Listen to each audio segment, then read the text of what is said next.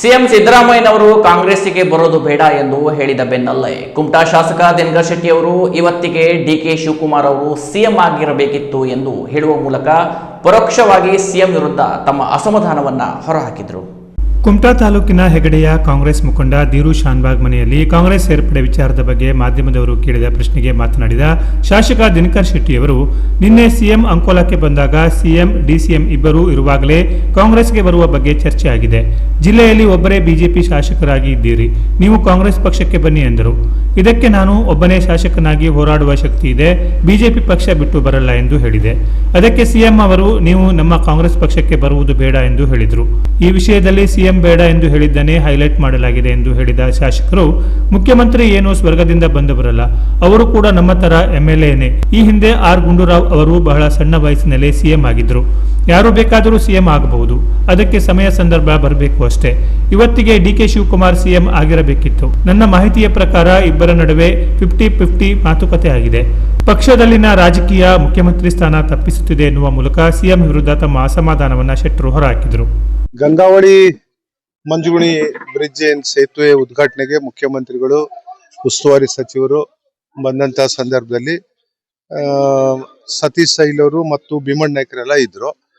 ನನಗೂ ಮಾತನಾಡ್ಲಿಕ್ಕೆ ಅವಕಾಶ ನಾನು ಕೇಳಿದೆ ಮತ್ತು ಮುಖ್ಯಮಂತ್ರಿಗಳು ಮಾತಾಡ್ರಿ ಅಂತ ಹೇಳುವಾಗ ಅಷ್ಟೊತ್ತಿಗೆ ಅಲ್ಲಿದ್ದವರೆಲ್ಲ ವೇದಿಕೆ ಮೇಲೆ ಇದ್ದಂಥವ್ರು, ನೀವು ಒಬ್ಬರೇ ಯಾಕೆ ಇರ್ತೀರಿ, ಬಂದ್ಬಿಡಿ ಅನ್ನುವಂಥದ್ದನ್ನು ಹೇಳಿದ್ರು.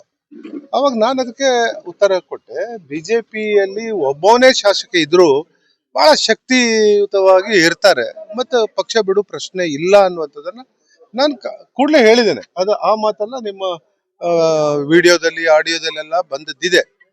ಆಮೇಲೆ ಮುಖ್ಯಮಂತ್ರಿಗಳು ಸಹಜವಾಗಿ ನಾನು ಯಾವಾಗ ಬರುದಿಲ್ಲ, ಒಬ್ಬವನು MLA ಬರುದಿಲ್ಲ ಅಂತ ಹೇಳಿದ್ಮೇಲೆ ನೀವು ಅಲ್ಲೇ ಇರ್ರಿ ಅನ್ನುವಂತ ಮಾತನ್ನ ಮುಖ್ಯಮಂತ್ರಿಗಳು ಹೇಳಿದ್ದಾರೆ. ಬಿಟ್ರೆ ನಾನೇನು ಕಾಂಗ್ರೆಸ್ ಬರ್ತೇನೆ ಅನ್ನುವಂತ ಮಾತನ್ನ ನಾನು ಹೇಳಿಲ್ಲ ಮತ್ತು ಹೋಗೋ ಪ್ರಶ್ನೆನೂ ಇಲ್ಲ.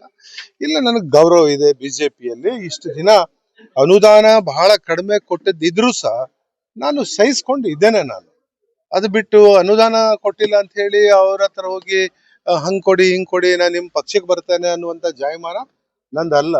2008ರಲ್ಲಿ ನಾನು ಫಸ್ಟ್ MLA ಇದ್ದಾವಾಗ್ಲೂ ಬಿಜೆಪಿಯಿಂದನೇ ನನಗೆ ಆಫರ್ ಬಂದಿತ್ತು. ನಾನು JDS ಇದ್ದೆ. ಆವಾಗ 3-4 ಜನ JDS ನಿಂದ ಕಾಂಗ್ರೆಸ್ ಇಂದ ಬಿಜೆಪಿಗೆ ಸೇರಿ ಮಂತ್ರಿ ಆದ್ರು. ನನಗೂ ಆಫರ್ ಇತ್ತು. ನಾನು ಹೇಳಿದೆ, ಒಂದು ಪಕ್ಷದಿಂದ ಗೆದ್ದ ನಂತರ ಇನ್ನೊಂದು ಪಕ್ಷಕ್ಕೆ ಹೋಗುವ ಪ್ರಶ್ನೆ ಇಲ್ಲ.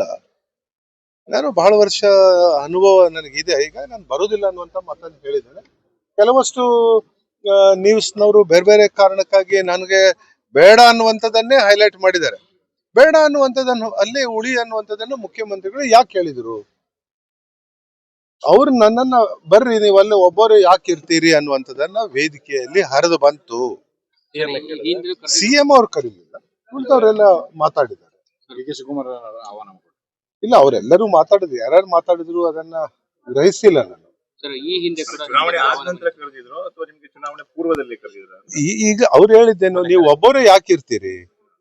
ಈಗ 5 ಕಾಂಗ್ರೆಸ್ ಶಾಸಕರಿದ್ದಾರೆ, ನೀವು ಒಬ್ಬರೇ ಬಿಜೆಪಿ ಶಾಸಕರಿದ್ದು ಏನ್ ಪ್ರಯೋಜನ ಇಲ್ಲ, ನೀವು ಬನ್ನಿ ಅನ್ನುವಂಥದ್ದನ್ನ ಹೇಳಿದ್ರಿ, ಮಾತಾಡಿದ್ದಾರೆ ವೇದಿಕೆ ಮೇಲೆ ಹೇಳಿದ್ರು. ಆವಾಗ ನಾನು ತಕ್ಷಣ ಹೇಳಿದೆ, ಬಿಜೆಪಿ ಅಂದ್ರೆ ಹಿಂಗೆ ಒಬ್ಬವನೇ ಇದ್ರು ತಾಕತ್ತಿದ್ದ ಶಾಸಕರಾಗಿ ಇರ್ತಾರೆ, ಮತ್ತೆ ಇಲ್ಲೇ ಇರ್ತೇನೆ ನಾನು ಅನ್ನುವಂಥದ್ದನ್ನ ಹೇಳಿದೆ.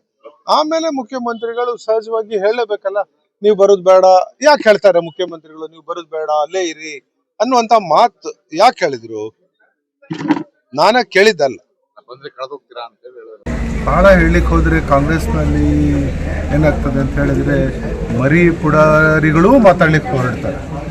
ಏನಿದೆ ಏನಿಲ್ಲ ಅನ್ನುವಂಥದ್ದನ್ನು ಗೊತ್ತಿಲ್ಲದೆ ನೀವು ಮುಖ್ಯಮಂತ್ರಿಗೆ ಮಾತಾಡುವಷ್ಟು ದೊಡ್ಡ ಮನುಷ್ಯ. ಮುಖ್ಯಮಂತ್ರಿನೂ MLAನೇ. ಮುಖ್ಯಮಂತ್ರಿ ಅವರೇನು ಸ್ವರ್ಗದಿಂದ ಬಂದವರಲ್ಲ, ಅವರು MLAನೇ, ನಾನು MLA. ದಿನೇಶ್ ಇವರು ನಮ್ಮ ಆರ್ ಗುಂಡೂರಾವ್ ಭಾಳ ಚಿಕ್ಕ ವಯಸ್ಸಿನಲ್ಲೇ ಮುಖ್ಯಮಂತ್ರಿ ಆಗಿಲ್ಲ. ನಾನು ಮುಖ್ಯಮಂತ್ರಿ ಆಗಬೇಕು ಅನ್ನೋಂಥದ್ದಕ್ಕಲ್ಲ ಹೇಳಿದೆ. ಯಾರಿಗೆ ಯಾವಾಗ ಅವಕಾಶ ಸಿಗ್ತದೆ ಗೊತ್ತಿರೋದಿಲ್ಲ. Canara plus news, Kumta.